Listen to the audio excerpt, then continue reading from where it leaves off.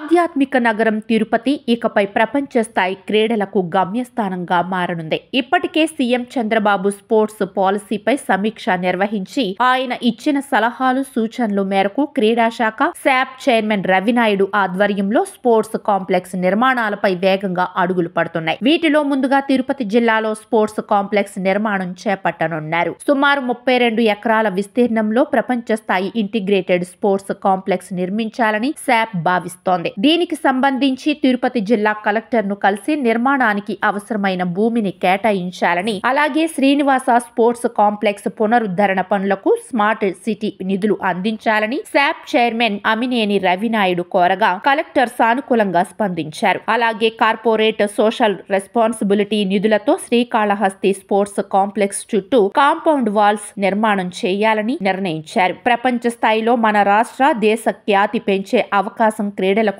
ఉందని, తిరుపతిని క్రీడలకు ప్రధాన గమ్యస్థానంగా మార్చాలనే లక్ష్యంతో నూతన క్రీడా విధానం అమలుకు తిరుపతి జిల్లాలో అవసరమైన క్రీడా సౌకర్యాలు, మౌలిక సదుపాయాలను కల్పించడంలో పూర్తి సహాయాన్ని అందిస్తామని తిరుపతి కలెక్టర్ వెంకటేశ్వర్ శాప్ చైర్మన్ కు హామీ ఇచ్చారు. ఇటీవల జరిగిన సమీక్షా సమావేశంలో నూతన క్రీడా పాలసీకి ఆమోదం తెలిపి ఒలింపిక్స్, ఆసియా, జాతీయ క్రీడల్లో పాల్గొని పతకాలు సాధించే క్రీడాకారులకు అందించే ప్రోత్సాహకాలను భారీగా పెంచారు.